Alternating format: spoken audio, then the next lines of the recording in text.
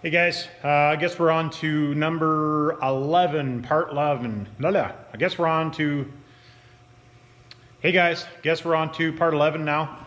Back over to the engine here. I got, not the last video, but a couple of the last videos, we got the crankshaft set and all that torqued on. So now I just blasted the front timing case and got all the bolts cleaned up.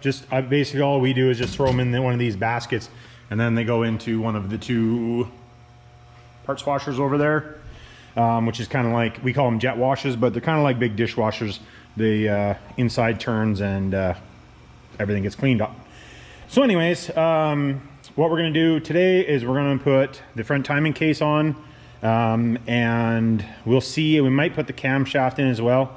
Just depending on how much time I have here. I've decided I'm just going to put a stock camshaft back in this engine, and then because it's just going to be like a subpar. I know where the engine's going to go now, so we're going to, we don't have to get carried away with the build. A stock camshaft is going to be more than sufficient for what we're doing. It's going to be like a subpar 350 horse engine, so there is benefit by putting a better camshaft in it, which actually eventually we'll do a video on camshafts, I guess. But for now, we will just get after it, and we're going to throw this case on.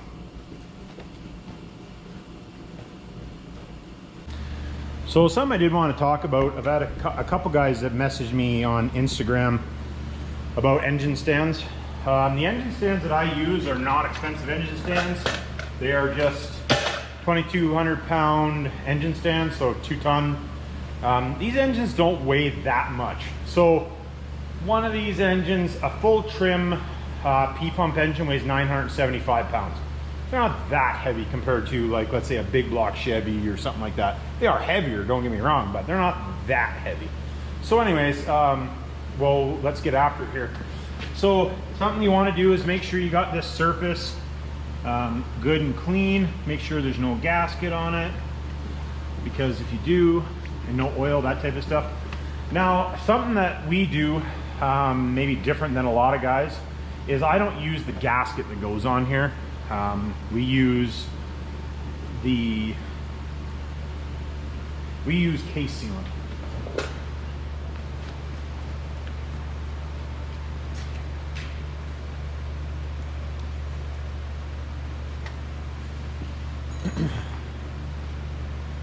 So this is the stuff that we use, GM case sealant or engine sealant. This is basically the stuff that holds the Duramax together. So for any of you guys that have had Duramaxes apart, that's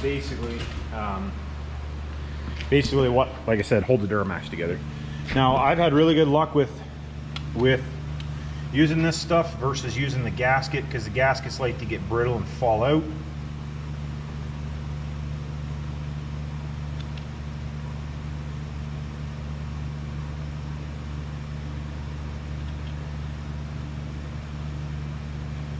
So I just put a liberal amount on there.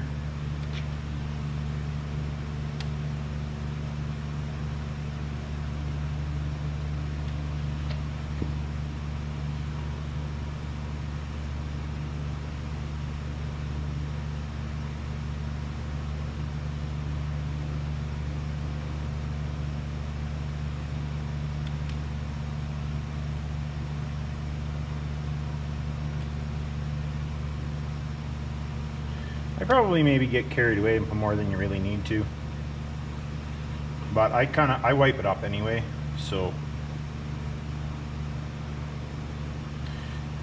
I know lots of guys don't like putting that much, but like I said, I wipe it up. Like, I'll only put this much when I can get at it with my finger to actually clean up the excess. On oil pans and stuff, I don't.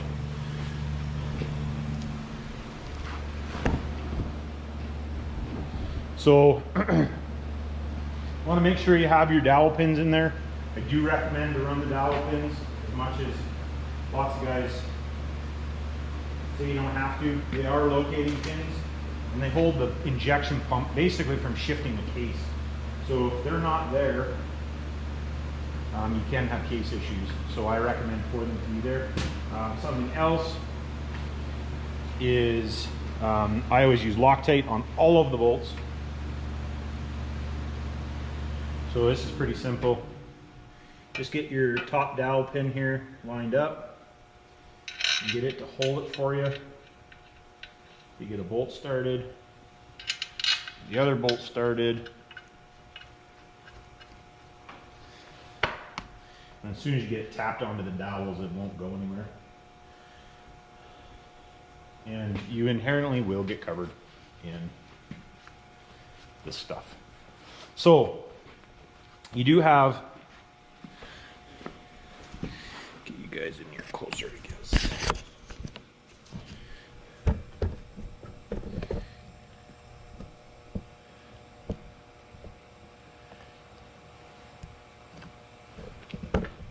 So you have these 4 and 5, they're your killer dowel pin. Remember the engine's upside down right now. There's your killer dowel pin.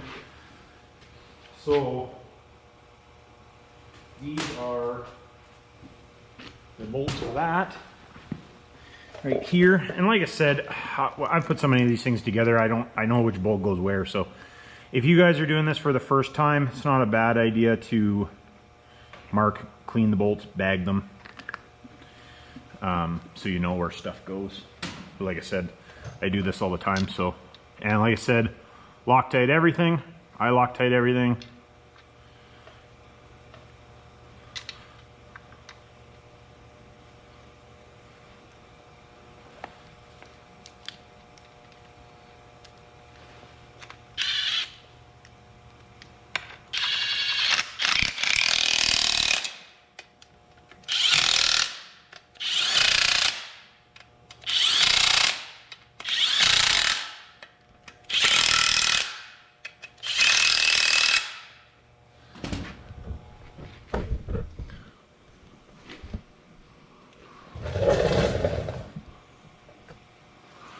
So we're going to torque those ones. I torque them at 30 foot-pounds. Pretty much torque everything. At the very least, you know that's good. Now, like I was talking,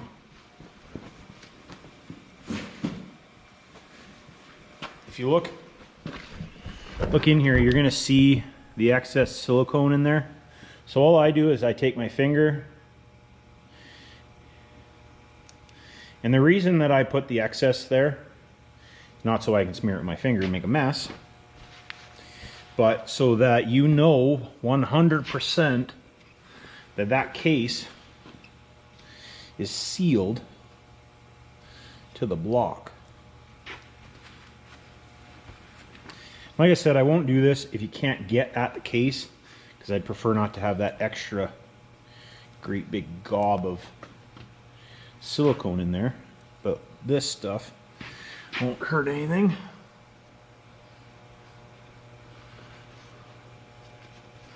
So, same idea. You're going to go on the outside and just run your finger in there. Kind of like if any of you guys have ever done caulking, same kind of idea. This is how I do it. Not everybody maybe will agree, but I've built lots of these things, so if you don't agree, do it how you like doing it, and that's cool. Like I said, just want to run your finger. Now the stuff on the very top, like where the oil pan goes, I leave that and I cut it off after it's dry. There again, that's how I do it. And then same with this on the back piece. Just do the same thing. Just get a nice beveled edge in there. And I've never had one of these things, after I've done it this way, leak.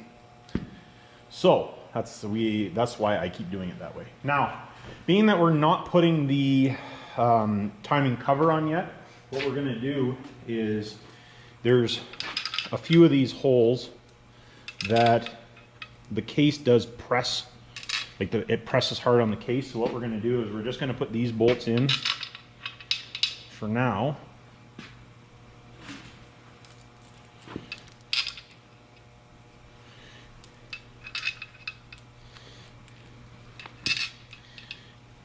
And we will tighten them just with the electric impact gun here. You don't need to torque these as of right now because they will have to come off again.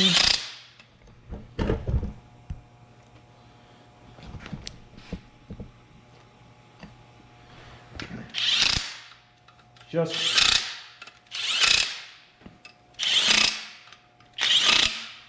to make sure that the case is pressed up against it properly. Now, two things. Gotta go grab a chisel. Two things. Killer dowel pin. Now, I did do a killer dowel pin video. So, lots of times what we do is, so this pin is actually sticking out a little bit. And it's not moving. So with this one, I am going to build a tab and we're going to tab it. Lots of times these will actually, they sit below the surface, and what you do is you just take your chisel and basically go on the corner of the case and then peen the case over, and then the pin can't fall out. Now, on these ones that they come above flush, I do recommend, I know this one's not going to come out because we pulled it out, marred it up, and drove it back in.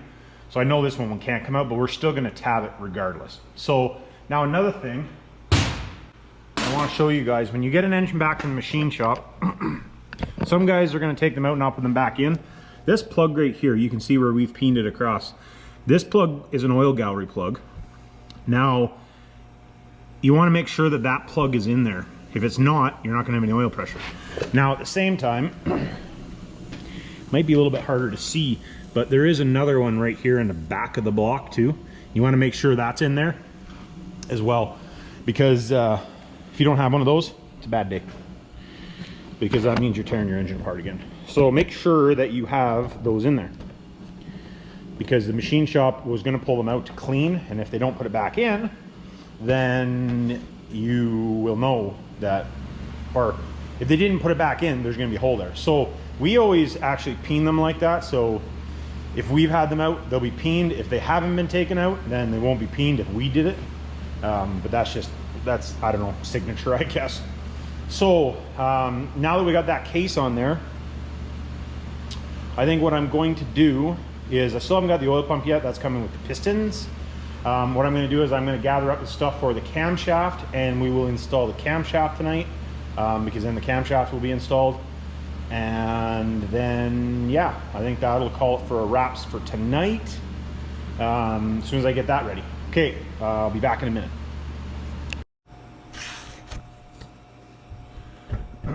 Okay guys, back to put the camshaft in. So these are resurfaced tappets. I actually don't do these in house. I get them done the same place I get my my crankshafts done, or my sorry, my camshafts. But what you want to do, so what I do, I just cover them in oil, and that's just to get, that's the barrel surface. And then all you do is just take a magnet, or this is how I do it, and then you just drop them on in there. Now, something that I do is I roll the crankshaft around, and I put a dab of engine assembly lube on the top of the tappet. Same there again, the same as that bearing guard that I use for everything else. Something I do like doing, if the engine's going to do a lot of sitting before it gets put in, is I use Joe Gibbs racing grease. I think it's Joe Gibbs. No, sorry, it's Driven, I think. Anyways, it's just an assembly grease, they call it. There's a bunch of different brands, but Just get all these babies in there, and then whoop, the magnet makes this way easier. All you do is just bring in it, put it in there, and then slide the magnet to the side to pull it off. So obviously when the engine is upside down, this is by far the easiest time to do this. So literally that easy to get that to go in there. And you just want to, and the engine oil that you're using for that, you just want to use a conventional oil, not a synthetic. You don't want to use synthetic on a new engine because it needs time to break in. So now the camshaft, like I said, this is just a stock camshaft. There's nothing special about it. So what we're gonna do,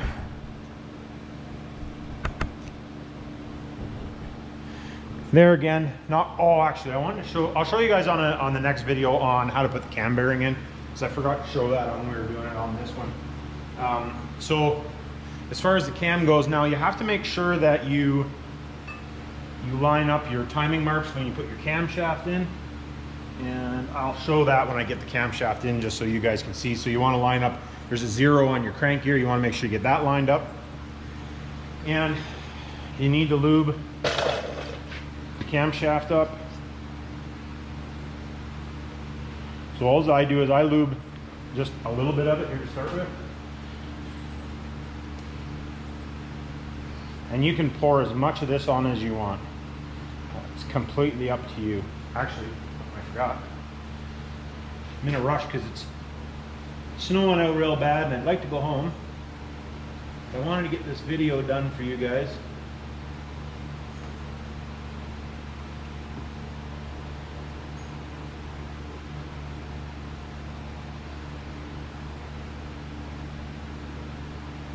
But you want to make sure you get a good liberal amount of lube on the camshaft and tappets and everything when you're doing this, because that Cummins aren't too bad for problems, but a lot of flat tappet stuff you will have issues with. Make sure if you move the crank, put the 0 back where it's supposed to go, and then you just want to be gentle about putting it in there, because you don't want to screw up stuff for no reason. So it literally slides in there pretty easy, but I get it in this far, and then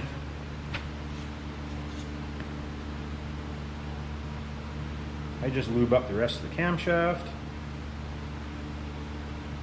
Like I said, lube's your friend. Pretty much every situation in life. Just always remember, lube is your friend. Lots of people don't seem to think that. Like I said, lube is your friend. And you will get times where these things are ignorant to put in. So just be patient with it.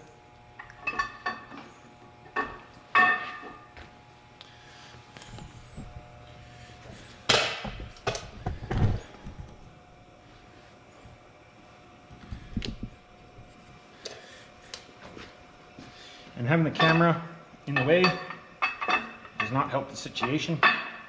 That I can tell you. So where are we here? Let's get this close to lined up here to start with. Just so we're in the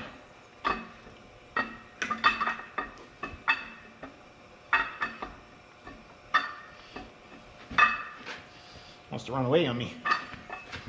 Come on.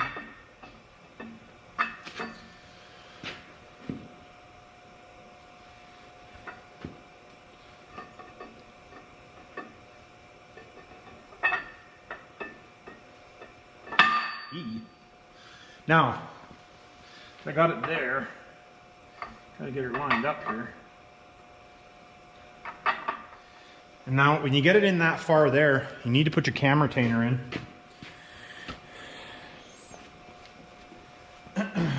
So, you want to de-slube your hands here, because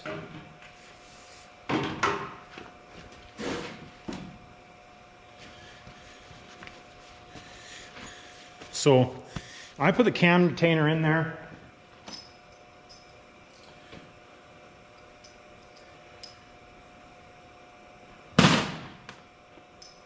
So here's the cam retainer. Here's the cam retainer. This one's in pretty good shape, so we can reuse this one. Now, you need to get, what I do is, there again, Loctite. Put your bolts up here. Make sure you don't drop them in the engine. Just be careful. Loctite.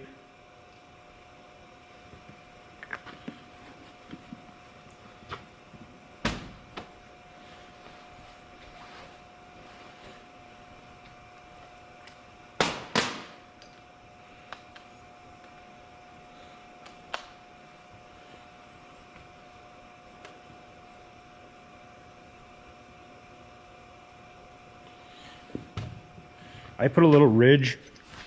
I put a little ridge of the assembly lube in there. And that doesn't make any difference as far as the installation, but just so that it's not dry when you're putting it up in there. There again, same as what I always say. Now, at this point, you can hold it with your 2 fingers, shove the camshaft in, put the 2 cam retainer bolts in. Get them started by hand. Now, something to note is if you're running big power, you want to run a cam retainer on these things, or you can TIG weld the cam to the gear. If you put the cam to the gear, you TIG weld it. Now, the factory cams are not drilled. Aftermarket cams are usually drilled.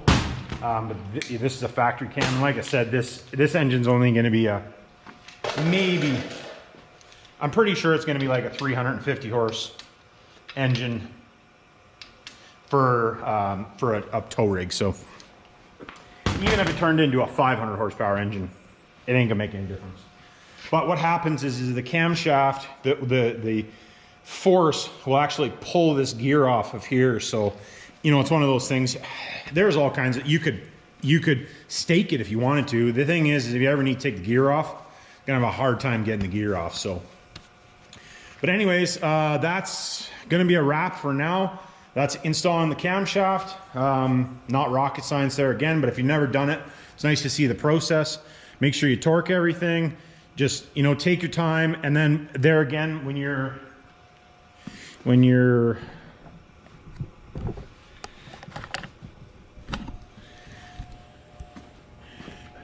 and then you can see I will probably put some more lube on this before I finish putting it together. I might even put some lubriplate, some grease on it basically, and I'll roll it around and get the grease lobbed around there real good. So, but I don't want to get too carried away because we still have to put the tappet cover on. You can actually see the oil running down in there already. And I don't want it covered in oil because then it's harder to get the tappet cover to seal up. But anyways, appreciate you guys watching. You got any questions, comments, hit me down below. Like, subscribe. Appreciate the subscribers. Really trying to get, it'd be awesome if we could get in the next month or so, if we could get to 1,000 subscribers. I don't think it should be that big of an issue. If you guys, I appreciate everybody that's been sharing the videos. If we can share more, you know, and I'm going to keep pounding the content out. And thanks guys, appreciate it.